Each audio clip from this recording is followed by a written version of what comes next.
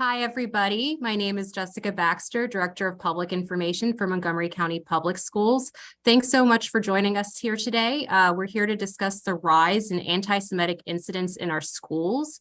We have with us the Superintendent of Schools, Dr. Monifa McKnight, here to discuss these incidents, what we are doing to address them, and how each and every one of us plays a role in keeping our schools a safe and welcoming learning environment. She is joined by a few of our leaders, Dr. Peter Moran, who's Associate Superintendent of the Office of School Support and Wellbeing, Greg Edmondson, Director of Student Welfare and Compliance, as well as other leaders in our school district. So with that, I am going to turn it over to Dr. McKnight, and then we will open it up for questions. All right. Thank you, Ms. Baxter, and good afternoon, everyone. Thank you so much for joining us today. I requested everyone come together today because on Friday, this past Friday, I sent out a letter to our community. And in that letter that I sent out, in my first sentence, started with really a sentiment that I believe in. And I believe that it's important for us to always go back to this as a school system. But it essentially was calling on our community and saying, I need your help. And today, I wanted us to come back today to just talk about the importance and emphasize the importance of us coming together to make sure we're constantly emphasizing that this community is reflective of what we want it to be, and most importantly, how we want to put things in place to support our young people, their development, their growth, but to also do so in a way that calls for us to respect one another, respect the diversity, and support our differences, understand our differences, and celebrate the impact of those differences in a very positive manner in our school system. And it's very interesting as we walk through this process together because, yes, we have processes and procedures in place. We've always had processes and procedures in place, but I think it's time for us to take that a step further and involve and engage our parents more specifically in those processes and procedures so that we're not only interacting with the student, but we're also interacting with the family, because the family unit is a part of our entire school community. And we can't solve this problem alone. We just can't do it. And we're calling on not only our parents to help us in this process of combating anti-Semitic acts in our schools, as well as all hate and bias acts, but we're also calling on all of our community leaders. I share this because when I think about MCPS, we are a microcosm of our larger community. And so when our students come into our schools, their second homes is what I would call it. We are, in fact, bringing together many households, many values, many messages of importance or value coming together in one place. And so when we think about what that means as a school system, that's why we emphasize all the time the importance of building culture in schools, building culture in community. And when I think about our community leaders, I know they have the same ideals and values for our entire community. We want to be one strong community within Montgomery County. And so that means that everyone has a responsibility in how we contribute to communicating that, but also requiring that and supporting one another in how we ensure that the components that we value within our community continue to be upheld in our behavior, in our interactions with one another, and how we care for one another. And we know the importance of that, particularly coming out of the pandemic. So with that said, I'm calling you together specifically today because I have some data that was very concerning to me, and I felt it was important to share that. We've had 9 incidents, anti-Semitic incidents happen in our schools since Friday. So we were closed on Monday for a holiday, President's Day. So this is our 3rd day back into school. And to have 9 incidents happen within our school system says that this is absolutely unacceptable. And that means that we're going to have to bring our community closer together in on how we are solving this problem. And yes, while I sent a letter on this past Friday saying that I needed your help, I think today was an opportunity for us to have a conversation about what does that look like more specifically. So we're doing a number of things. Just before we get into what does it look like in terms of our partnership moving forward, I want to start with what are some things that we're already doing. There have been many questions. I appreciate all of our parents who have emailed me. I've read every single one of those emails. I've read great suggestions. I've read the things that you think are really on point in how we communicate our care and concern around this issue. And we're doing this with many other people. I'll call out our ADL. ADL, we've had a partnership with them in many of our schools over time really working on No Place for Hate. And our schools who've had this program in place have spoken about the success of it and how that curriculum and that program have been very additive into the culture that they want to bring into those schools. We've been working with JCRC, really focusing on how do we work with our curriculum, how do we work within our classrooms to make sure that we're bringing education to the forefront so that these types of acts cannot just fall short on it's a poor behavior, but understanding the history and the impact of history on every human being so that we can become more sensitive, more caring, and more knowledgeable about our actions and our behavior. We've also been expanding on professional learning. Educating our children is really a benefit, a value, one that I love, which is why I came into this profession as a teacher. But I also know that coming back after a period of time of isolation for our students as a result of COVID-19 means that we've had to build our capacity in so many different ways across the 25,000 educators and staff that we have in Montgomery County to support our students and the needs that have come along with that. So we've expanded professional learning for all of our staff members around how to work with students on understanding curriculum, on understanding cultural sensitivities, on building their own personal capacities to understand that. So those are examples of things that we have done and continue to do to make sure that we are being forthright, concerned, focused, and preventative in all ways to try and address this issue. But that means we also have to have, in many of these circumstances, immediate action and long-term action. And I think as we consider the immediate action, those 9 incidents since Friday speak to the urgency and why we have to be very clear and comprehensive around what those immediate actions will look like and how it feels to our community so that we can all be on the same page. I tell you, I wish I could snap my finger and solve the issue of racism. I truly do. And if it were that easy, I would have done it. Many of us would have done it. Because while we're here today talking about anti-Semitic attacks, we have a number of incidents that occur impacting many other communities of color, many other communities of many different interests, all over. And our students are impacted every single time an incident occurs. And so unfortunately, we can't snap our finger to solve the problem. But what we can do is be very forthright in who we are and what we value. And we can continue to build our capacity around understanding so that we're not dealing with misunderstanding and ignorance that results into hurtful and harmful actions that then occurs in our schools. And I'll go back to, these are things that I often say, how are these conversations happening outside of the schools? As I think about us expanding professional learning, we have an upcoming town hall meeting that we are doing in collaboration with JCRC. I'm going to be there in President talking about this, the partnerships with ADL. Despite all of that, these incidents are still happening. And so that means, how do those conversations go beyond the school day, go beyond the classroom, and go beyond the school? We're planning a rally that we're going to have right here at CESC, in which we're going to engage our entire community to come out and show that this is unacceptable to us. And I'm looking forward to our community coming together along with the school system to say that this is what we believe in, this is what we're going to do, and we stand behind this. But I also know that that means accountability. As I reflect on the emails that I've received from some of our parents, and they're wondering, this is happening so much, what is occurring as a result of this?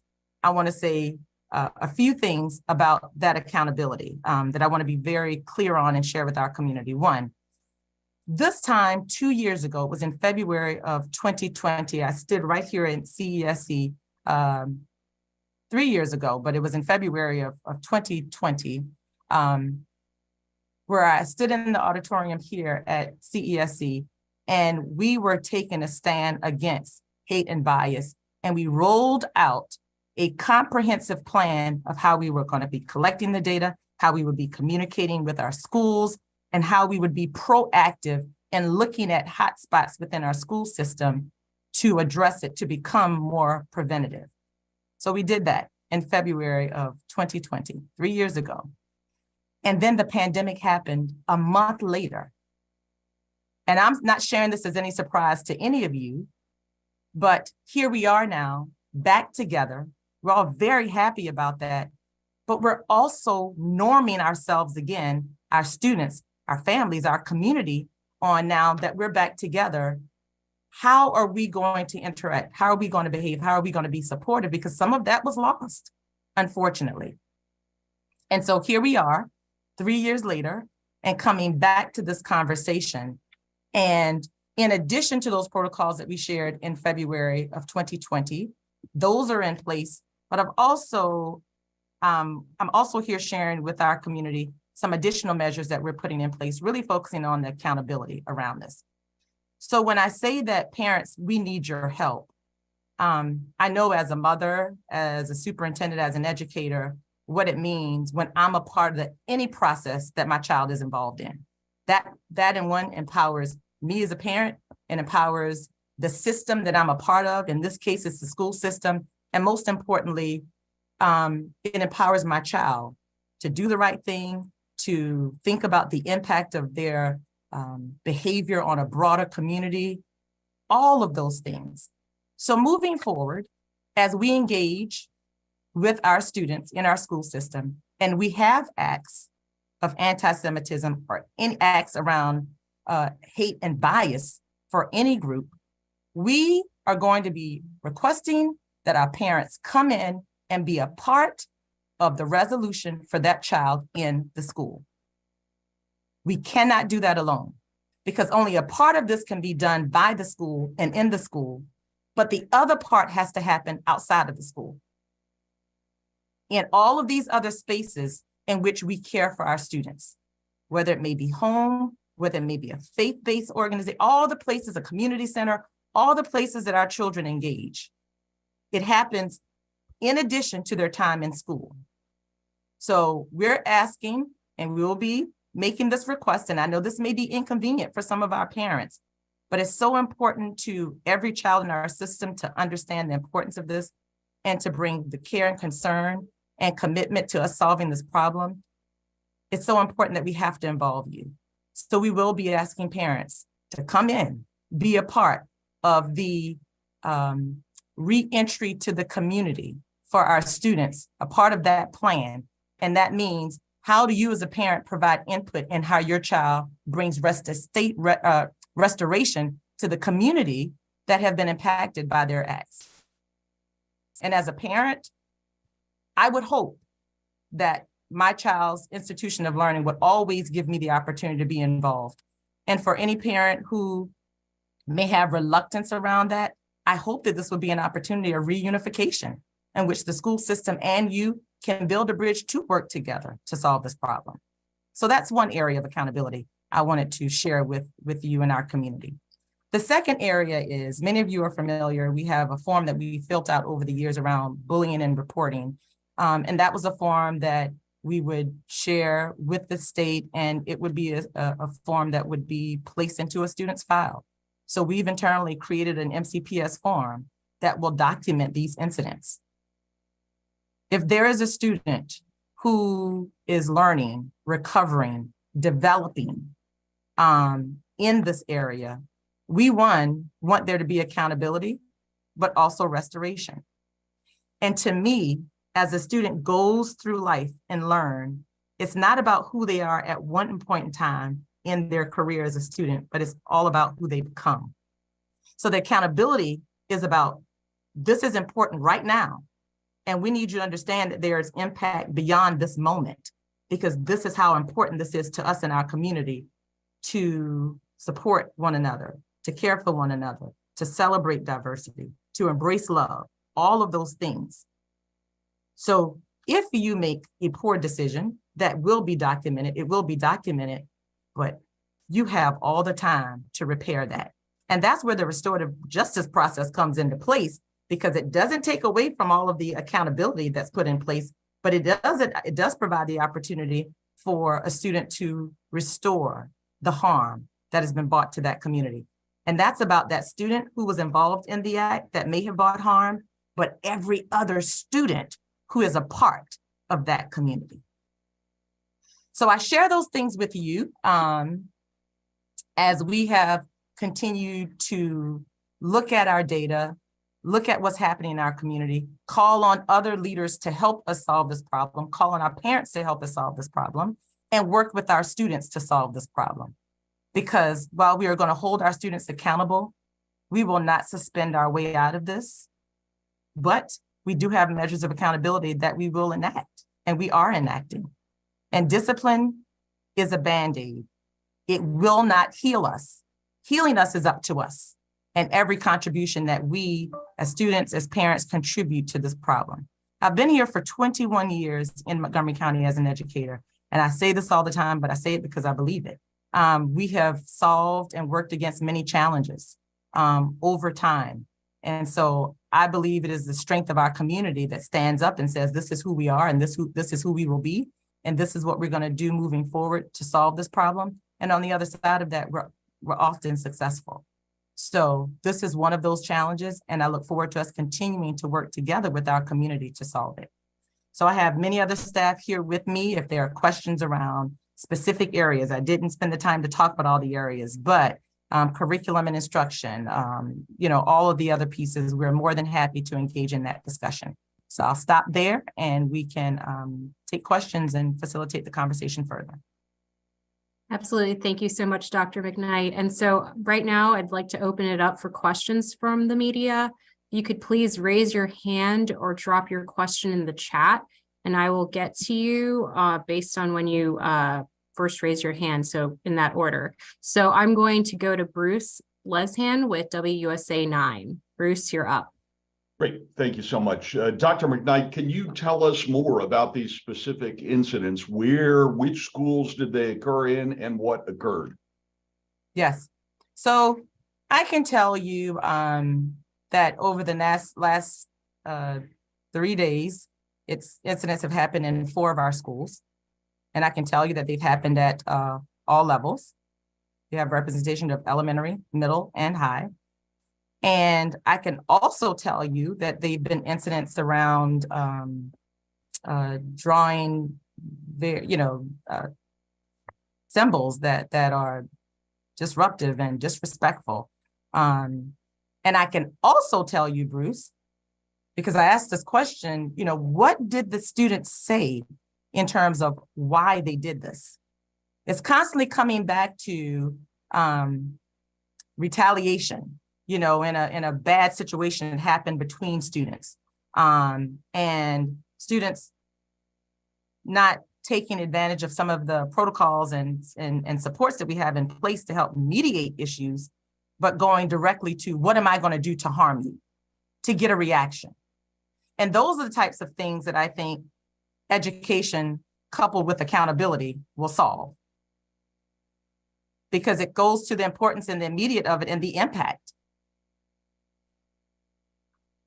Were they drawing swastikas on desks and so forth, as was happening, I believe, earlier in the month? I think you had a number of incidents at Whitman and other schools. Mm-hmm. Is that what was going on? And if so, what is the source of this drawing swastikas on desks? Is it some kind of social media challenge, or is it a big surge? Why is it happening, and is it a big surge? Yeah, but Bruce, as you know, social media is definitely a different era that we have to manage when we can't oftentimes keep up with the challenges. I have not heard that it's a challenge. I can tell you there have been drawings of swastikas, not particularly on desks. I understand that they are images that students are showing one another. It could be that they drew on a piece of paper or shared it on a device or whatever it may be. I have not heard that it is a challenge, but again, I believe when students see that something can get a reaction out of someone else and it may bring harm to them, and they're not exercising other venues to bring resolution to a problem with another student, unfortunately, and if they're choosing to bring hurt, they're recognizing the thing that may get a reaction. And let's think about it. This has been in the news, right?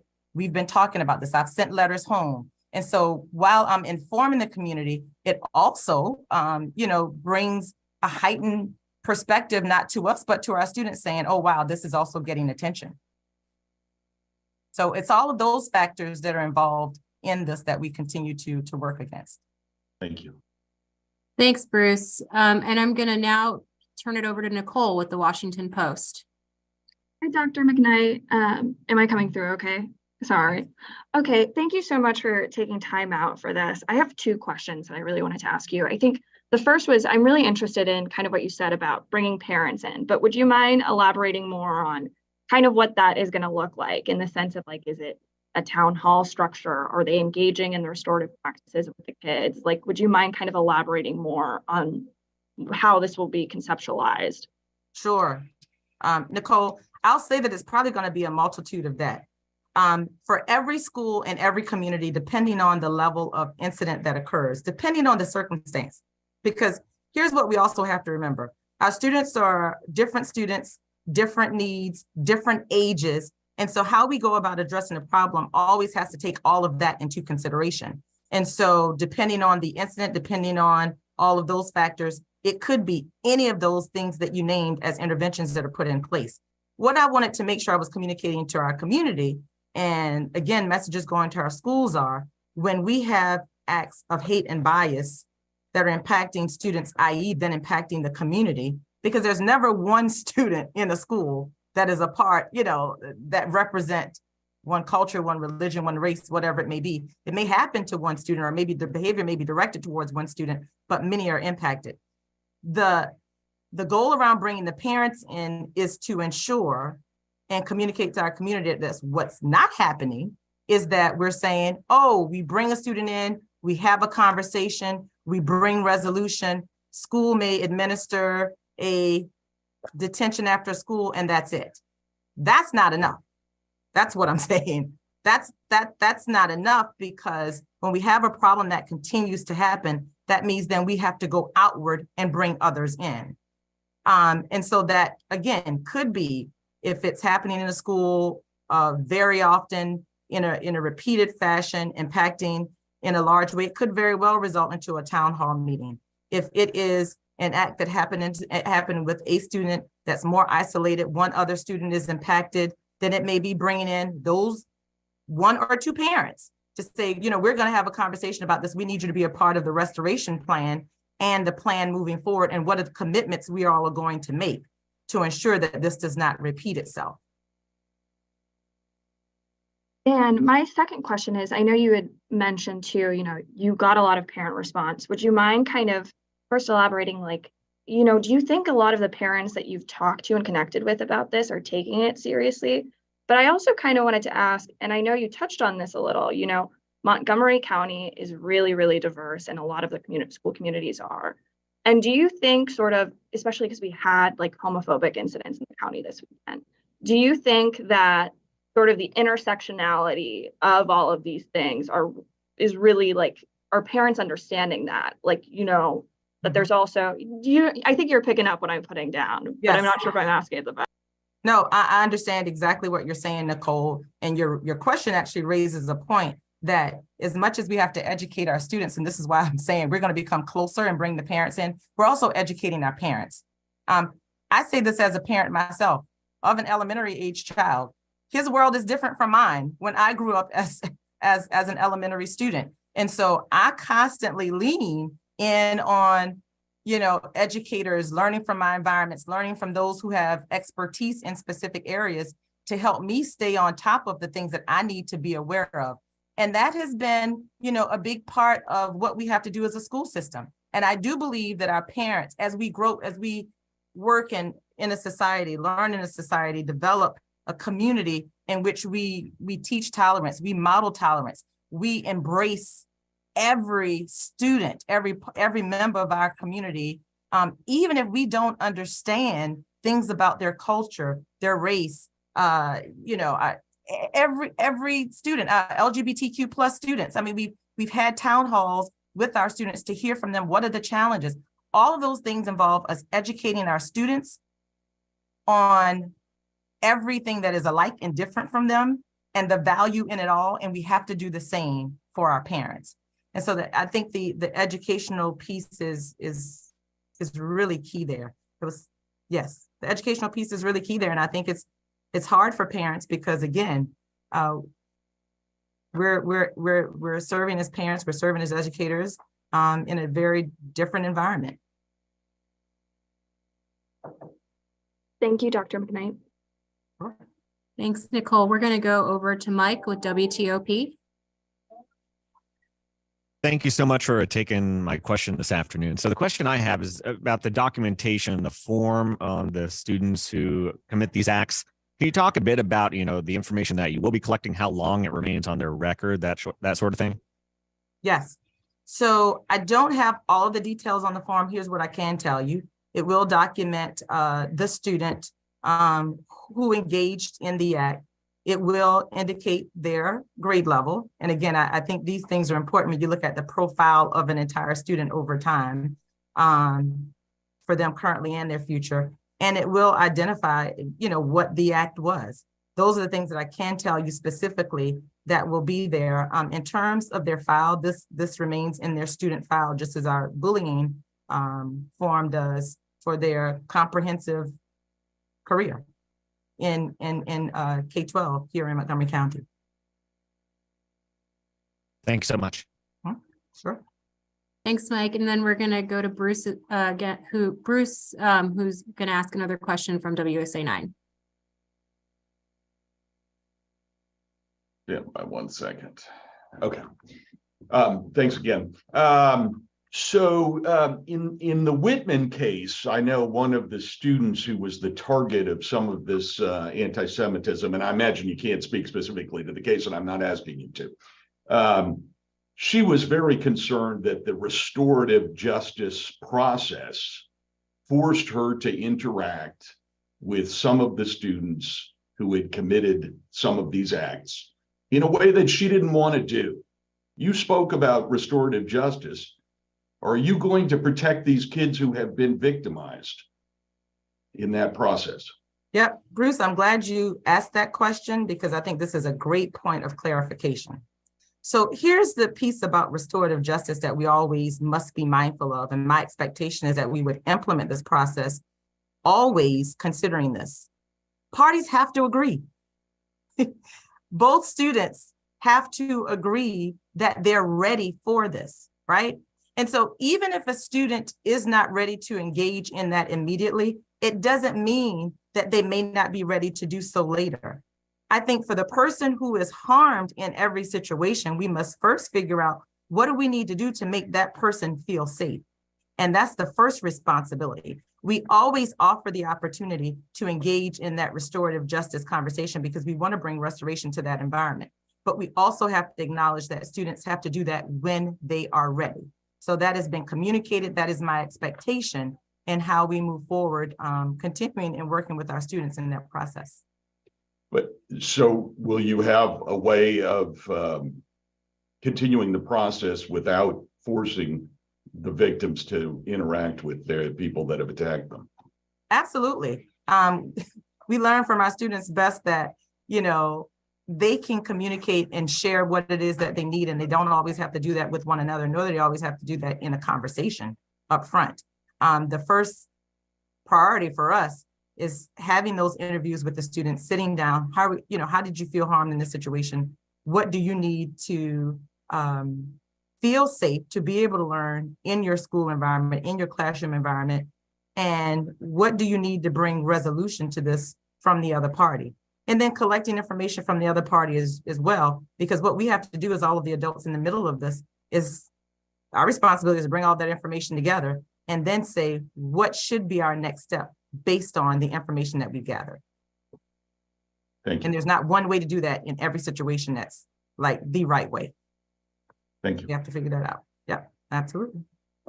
All right, so we have to wrap up. So we have time for 1 to 2 more questions. I see Nicole with the Washington Post has a question. Yeah, sorry. Thank you again, Dr. McKnight. I wanted to ask, since I know you'd mentioned this at kind of the top of the call, and we've talked about this before, what curriculum changes, if any, are happening around this?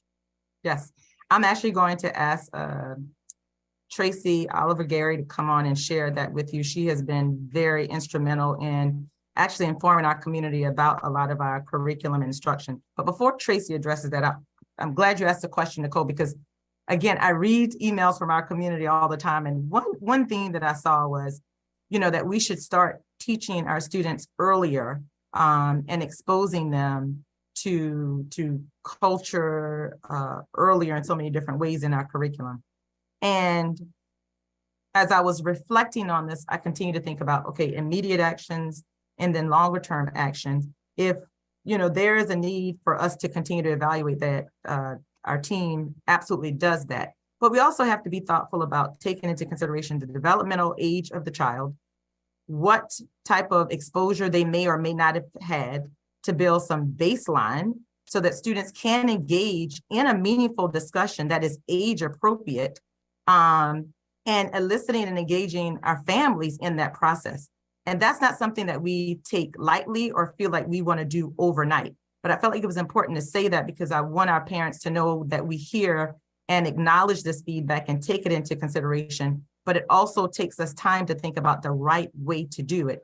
And when we think about our curriculum, while it's a direct opportunity for us to educate our students and engage them in conversations to help them build and become more well-rounded individuals, we have to be very thoughtful about how we do it, because we also don't want to do it in the wrong way or to experience unexpected behaviors that we don't want and desire. So I ask our community to support us in continuing to share recommendations, but also know that some of this, like what we do with our curriculum instruction and evaluation and testing what works with children, in many cases takes a bit longer. So Tracy, I'll turn it over to you. Hello. So I want to do some basic framing first before I go into some of the specifics. I will say that MCPS is 100% dedicated to teaching students about the ways in which Jewish people have experienced anti-Semitism over time, including the Holocaust, but especially that piece of over time. So in our elementary curriculum, grades 4 and 5 are, they focus on US history from pre-colonialism to present day, but they do not include the world wars. So grade 5 starts at about the 1770s and it goes to present day, but it does not include the world wars. And grade 4 is colonialism to about the 1700s, the American Revolution. In grade 4, students will learn about the push factor. So why were Jews migrating to this new world, to the colonies? And then once Jews got here, how did they create a sense of community? And how they also, what external discrimination, AKA anti-Semitism, did they face when they got here? And how did they respond? And how did others respond? That's grade 4. And grade 5, and oh, I forgot to say this. This is all in our revisions. So we are currently revising our grade 4 and 5 curricula. This will be implemented next school year. Grade 5 will include learning when we get to the late 1800s and we're having an immigration wave. We'll be looking at the push factors for why Eastern European Jews are coming to the United States. So we'll be looking at Russian pogroms as a push factor. They will be learning about anti-Semitism there as well, and what it looked like, what it sounded like. We will project broadly about how the Russian pogroms were not the only example in history where it is this atrocity that is going to push Jews coming to the United States, but also the Holocaust. But it will not be deep learning on the Holocaust. It will be framing for it. This is not a singular event in history, but it will allow for students to learn more about what anti-Semitism looks like, what it sounds like. And then we're building in the curricula, in the grade 5 curricula, a community circle to talk about contemporary times, and then how they can stop or act against anti-Semitism, how they can speak up against anti-Semitism, or hate, period, because that lesson will be about xenophobia, other examples of hate as well. That's elementary. In our grade 6 curricula, students study Judaism. In our grade 7 curricula, we are currently writing a lesson. It will be implemented next school year that focuses on anti-Semitism in the Middle Ages, because our grade 6 and 7 curricula focus on pre-modern history. But you still can discuss and students can learn how and what anti-Semitism is and how to fight it, how to speak out against it. And that will be incorporated in that lesson. Our grade 8 curriculum focuses on U.S. history pre-colonialism to 1900. So students will be looking at the immigration wave that I just talked about in the 5th grade curricula is basically the same thing, looking at the push factors for Jews coming in and the anti-Semitism that they faced and how people responded. Our grade 9 curricula is focused on U.S. history from 1900 to present. And there are multiple examples of Jewish history in that curricula. So it includes the early 1900s, the xenophobia that Jews faced, the anti-Semitism the anti-Semitism that Jews faced in the early 1900s, Jim Crow, how Jews were prevented from living in certain places, eating in certain places, those examples of anti-Semitism, as well as how the U.S. was instrumental in helping to free Jews from concentration camps and in the Holocaust, and how we had a wave of Jewish migration to the United States as refugees from Jewish refugees from the Holocaust, and their experiences when they got here. Our grade 10 curriculum is government. So I'm going to skip now to modern world history. Modern world history starts at about 1500 to present day. And in that curricula, students study about anti-Semitism starting with the Protestant Reformation. They look at texts from Martin Luther which he expressed anti-Semitic thoughts. Students also learn much more deeply about Russian pogroms and what anti-Semitism looked like. Within that lesson, there is a community circle at the beginning of the lesson and one at the end of the lesson to help students process what they've learned. Students also learn about the seeds of the Holocaust with the rise of anti-Semitism in the 1930s in Europe, with the rise of totalitarian leaders, and then more broadly, it goes into the Holocaust, the experiences of Jews, including the final solution, including the Nuremberg trials. But I do want to point out that in the modern world curricula, students do not learn about the Holocaust in one singular lesson. Those objectives are spread out to show that it took time for things to build up to end up with something like the Holocaust. And so it's important for students not to think that things are instantaneous in how they build up. So we also provide professional learning for our teachers in how to understand anti-Semitism, how to understand the needs of Jewish Americans. And Dr. McKnight, if you don't mind, I can also tell you what we're doing even with families on that, if you would like. Sure. Okay. So system-wide, we are having a lot of professional development for staff, not only on understanding what current day anti-Semitism looks like. We're doing that for secondary staff as well as elementary. Those are two separate sessions. We're having sessions, professional learning sessions on understanding Judaism because our staff have requested to learn more about Jewish Americans and Judaism. So we have partnered with the Institute for Curriculum Services to provide those professional learnings. And we are partnering with ADL to do the sessions on anti-Semitism. Our staff, we're creating, I'm saying MCPS staff, we're creating professional learning for staff members to learn the best strategies and how to interrupt hate in the moment when it happens in the classroom. That all of those professional learnings will occur starting next week and into the spring. With students, we have some staff members who have agreed to create learning for students around understanding how popular culture and social media can be used as agents of hate. So it's educating students so that they can be more aware of what they're listening to and how it perpetuates, some things perpetuate hate.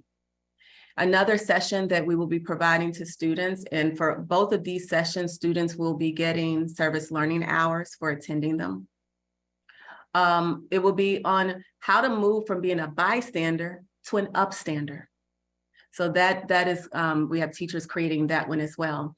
And then we have professional learning for, or not professional learning, excuse me, community learning for parents and caregivers.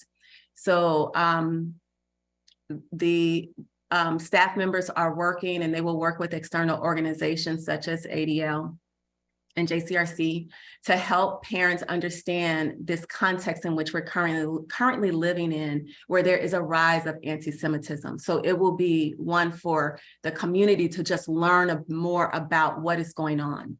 And then a second session that will be offered to families and community members will be to understand the role that popular culture and social media is playing in promoting that hate, so that we can equip parents to be able to do just what Dr. McKnight said in helping their kids to not engage in acts of hate or bullying. It is bullying, but through the lens of hate.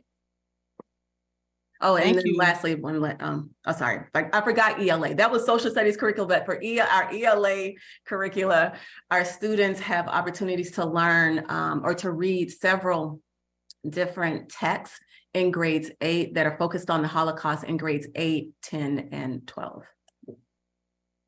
I just want to say thank you, Ms. Oliver Gary. She is representing the work in such a comprehensive way, she and her team. And I wanted her to take the time to share that with you, because there is much emphasis on how we are building the foundation, the understanding for students in all levels. Us being able to, again, make those connections as we educate parents, as we educate the staff who work with the students, and of course, embed how we educate our students. And then adding on the extension of outside of school is how I think we will continue to get there. So we're educating our students. We are emphasizing the importance of accountability. We engage in restorative justice, but it doesn't replace discipline. These are the big takeaways from our discussion in terms of how we look forward to continuing to engage with our community, specifically around solving issues of hate and bias, around anti-Semitism and any other act of unacceptance that we have observed in these behaviors. So thank you again for joining us. Jessica? Thank you so much, everybody. Thank you, Dr. McKnight. Thank you, Tracy. Thank you to all our leadership and especially the media for covering this. If you have any additional questions, always feel free to send them my way and I will provide a response shortly after. So thank you again for your time, and I appreciate you covering this for us. And with that, I'm going to close. Thank you.